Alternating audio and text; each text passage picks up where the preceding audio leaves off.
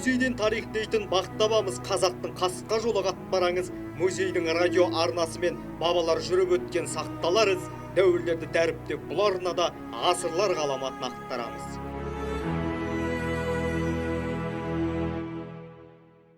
Қайырлы күн, құрметті радио тыңдаушылар, эфирде музей радиосы. Микрофон алдында Әйгерім Сейітбекқызы.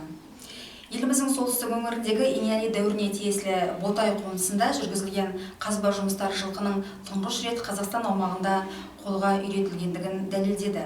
Жылқыны қолға үйрету арқылы біздің бабаларымыз өз дәуірінде адам айтқысыз үстемдікке ие болды. Ал жаһандық ауқымда алсақ, шаруашылық пен әскери саладағы теңдессіз революцияға жол ашты. Ботай қонысын 1980 жылы Петропавл қаласының тумасы қазақстандық археолог Виктор Зайберт ашқан болатын. Бүгінгі хабар Ботай қонысы және ботайлық мәдениет турасында болмақ. Бүгін бізде қонақта тарих ғылымдарының докторы, археология профессоры, Германия археология институтының және Қазақстан Республикасының әлеуметтік ғылымдар академиясының корреспондент мүшесі Виктор Федорович Зайберт. Уважаемый Виктор Федорович, для меня большая честь видеть вас в студии радиомузея. И как первооткрыватель стоянки Ботай, расскажите, как начиналась история исследования стоянки? История открытия Ботая. Да. Это произошло 40 лет назад. Угу. Тогда я выпускник Петропавловского педагогического института, учитель истории. Интересовался археологией, и после окончания я участвовал в археологической экспедиции, которой руководил знаменитый, сегодня известный на весь мир ученый, археолог, профессор, автор Аркаима знаменитого Геннадий Борисович Зданович. Он собрал нас, молодых ребят, студентов, школьников, и мы выехали в экспедицию.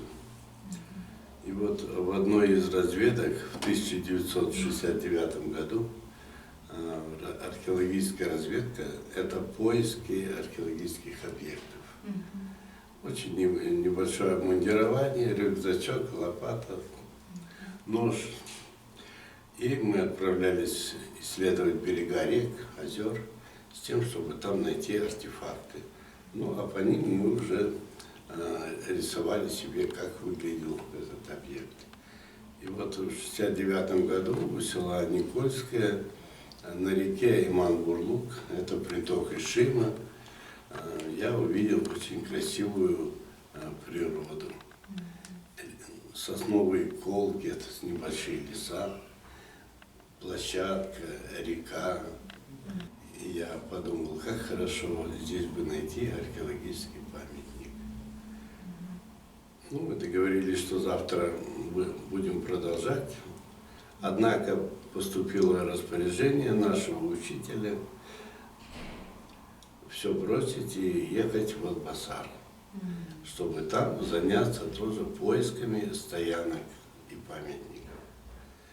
И вот там мы нашли большое количество памятников в других регионах. И 10 лет я занимался вот этой культурой новой, которую я назвал атбасарская культура, и датировалась она 8-6 тысячами лет. Мы раскопали более 200 стоянок, поселений, мастерских, представили себе, что такое неолит северного Казахстана. Тогда это было белое пятно. Ну и когда закончили в 80-м году эту культуру, мы задали себе вопрос, а что дальше? Какова история после неолита? Каменный век, но между ним тоже есть эпоха. И вот я тогда вспомнил про свою разведку с 69-го года, 1969 года. И говорю своим помощникам, лаборантам, вот, ребята, поезжайте в село Никольское по Кокчетавской трассе, и там есть интересное место, посмотрите, там должен быть археологический объект. Они поехали, через 3 дня приехали, привезли вот такую, я бы сказал, кучу материала в такой вот большой кепке, в шляпе. И я увидел, что это совершенно новое. Они говорят: Виктор Федорович, ну, просто не повезло нам. Я говорю: а в чем? Да все разрушено, там уже ничего нет. Ну, конечно, мы ребята были умненькие, но все равно еще мало профессиональные. Я уже, конечно, их не слушал. Мы загрузили свой археологический скарб в автобус, сели в него же и поехали навстречу нашего открытия. Мы приехали ночью, в 5 часов утра я встал, посмотрел и увидел панораму поселения. Зеленые пятна отжились, красота неописуемая, солнце, лес зеленый блестит. Это все было очень-очень романтично. И когда мы спустились, стали копать, собирать материалы, мы поняли, что мы открыли новую эпоху. Это было село Никольское, но мы назвали памятник поселением Ботай. Почему Ботай? Потому что я сразу сказал и ребятам, и властям, которые фиксировали этот объект, почему не у села Никольское, потому что мир должен узнать Ботай как источник, памятник Казахстану.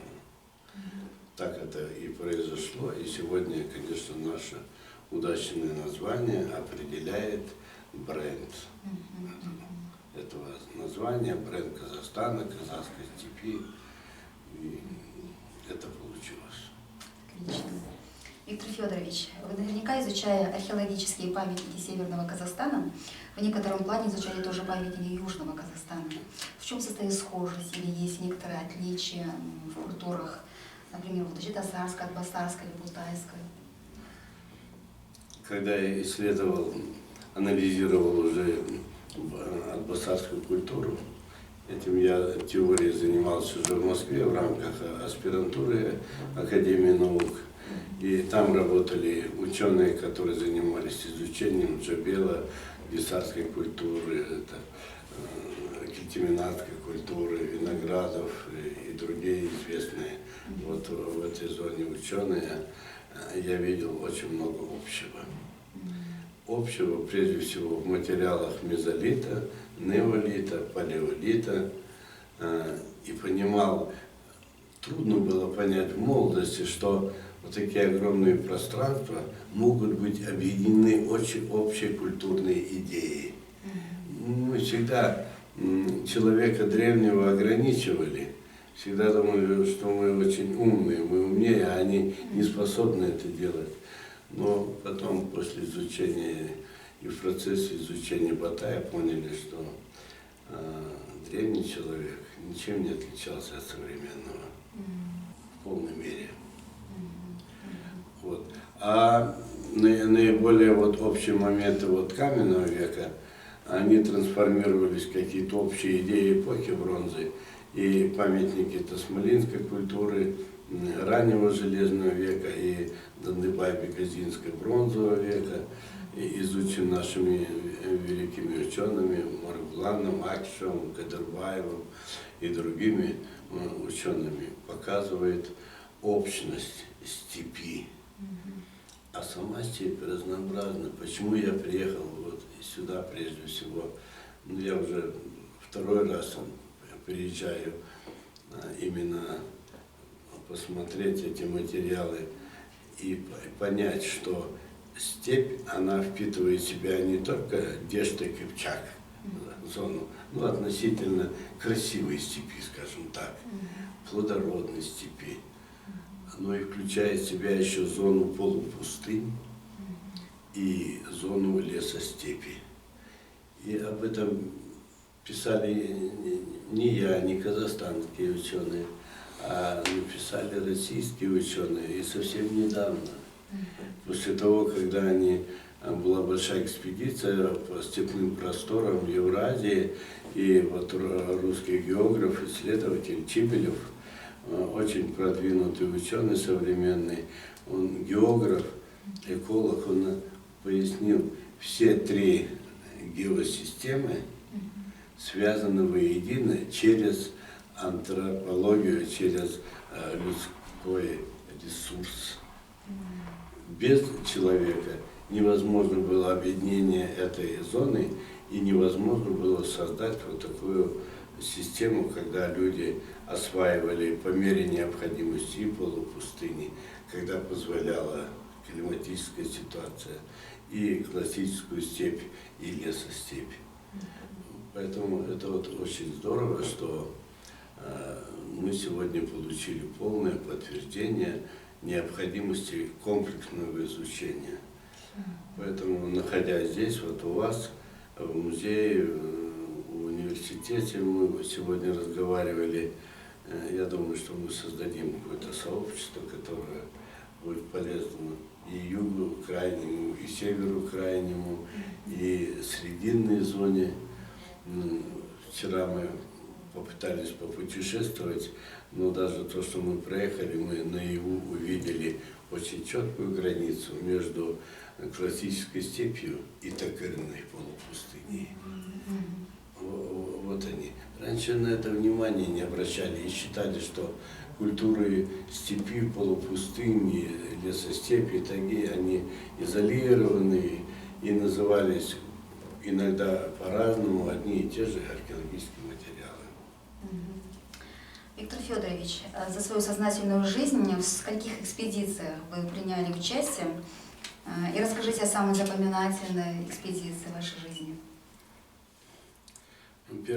Первая экспедиция мы со своим учителем проводили в Северо-Казахстанской области, когда в 1968 году строили новую экспозицию в стареньком музее. Нам директор музея говорил и спрашивал: ребята, найдите хоть несколько сосудов. Мы вот попросили в Курганском музее один андроновский горшок, на сроки выходят аренды. Ну, мы, конечно, прониклись этой таинственной неизвестностью и с удовольствием поехали по нашим ишимским просторам. И знаете, в течение 2 лет, 67-68 год, у нас уже были тысячи находок. И сотни горшков, и сосудов, и жилищ, и каменных стоянок, и в том числе выделили там басарскую культуру, куст. То есть началась вот работа, и, конечно, руководство музея нас поддерживали, как могли. И мы свой музей Петропавловский считали альма-матером науки. Расскажите о будущих планах вашей деятельности. Какие у вас планы? В 2011 году вышла моя популярная вот книга «Первый том Батайи» «У истоков степной цивилизации», где мы показывали, что мы врываемся в современную историческую науку вот с таким новым материалом. Доказываем, проводили охранные раскопки, определяли культурную принадлежность, хронологию, защищали диссертации и так далее. Вот в декабре прошлого года, этого года, вот недавно, вот вышла 2-я книга, тоже популярная. Почему? Потому что нам необходимо сегодня показать народу, что мы не просто деньги сжираем в экспедициях, не просто перевариваем эти ресурсы, но мы занимаемся очень полезным и нужным для народа делом. Поэтому вот в этой книге отражены последние совместные наши исследования с зарубежными учеными, которые разрабатывают для истории Батая, разрабатывают материалы, связанные с ресурсами, связанные с условиями захоронений, связано с различными физическими, химическими состояниями этого материала. А мы уже пишем сам стиль и образ жизни. Поэтому вот эта работа связана была с формированием теории об образе жизни батайского человека. Очень разнообразных формах и жилища, и обряды, и хозяйство, в том числе коневодство, домашние промыслы, экспериментальные работы по артефактам.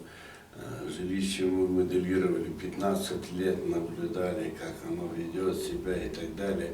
То есть создавали мощную такую базу научную, потому что батайская культура – это очень сложное понятие.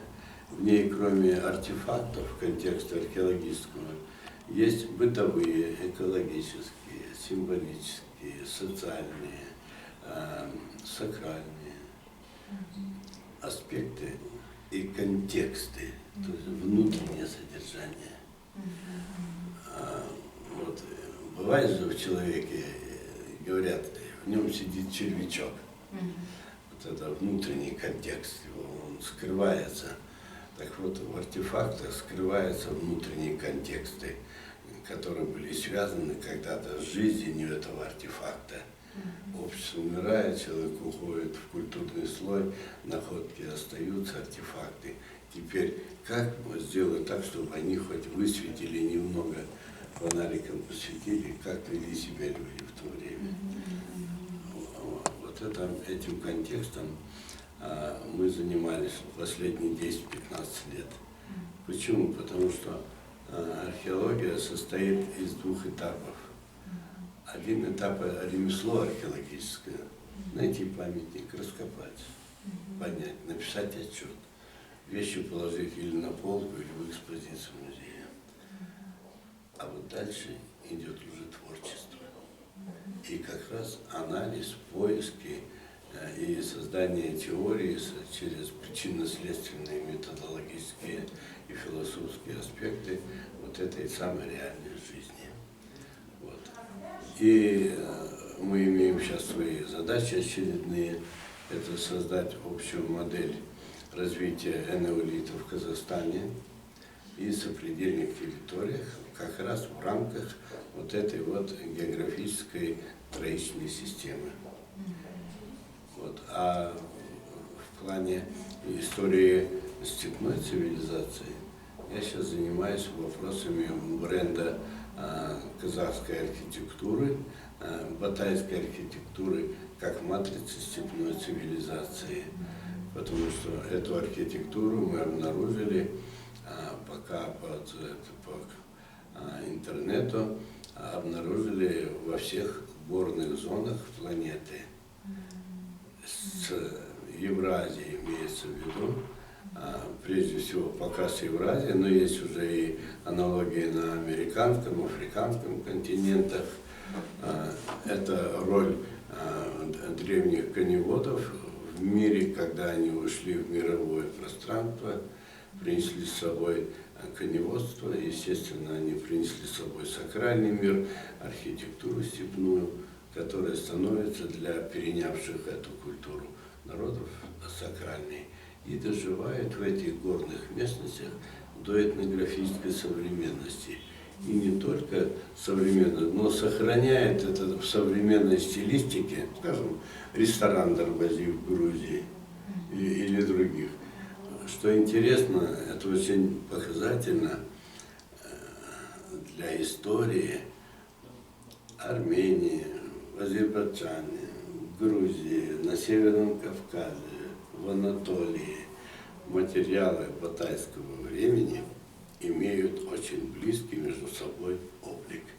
Значит, вся предыстория части народов, которые сегодня находятся иногда в таком агрессивном состоянии, имеют свою общую историю, значит, у них есть ресурс возврата к истокам дружбы и к истокам толерантности, внимания.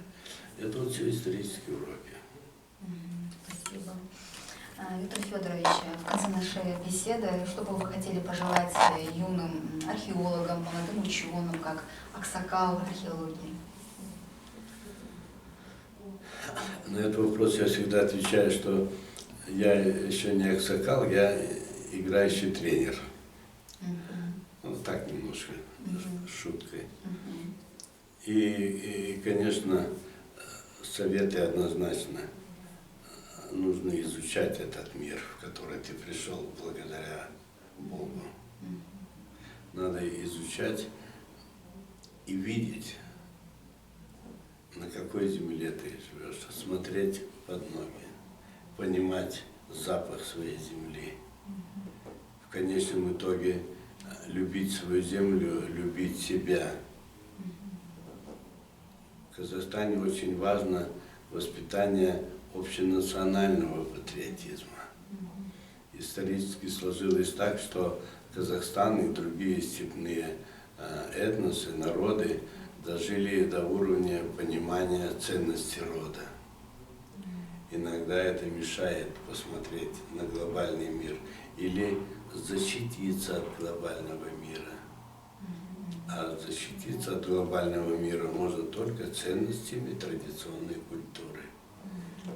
А культура должна быть воспитана, в свою очередь, на ценностях гуманитарного мира. Поэтому и уважаем мир, и любим себя. Отлично. Спасибо, Виктор Федорович. Мы от души благодарим вас за то, что вы согласились принять участие в нашем музейном проекте «Радиомузея». И желаем вам творческих успехов, грандиозных археологических открытий. Всего вам доброго. Спасибо. Құрметті тыңдармандар және көрермендер, Виктор Зайбертпен болған сұхбатты Қызылорда облысының мәдениет және архивтер және құжаттама басқармасы және Қызылорда облыстық тарихи-өлкетану музейінің әлеуметтік желі парақшаларынан және Сыр шаңырағы YouTube каналынан тамашалай аласыздар. Музей радиосымен бірге болыңыздар.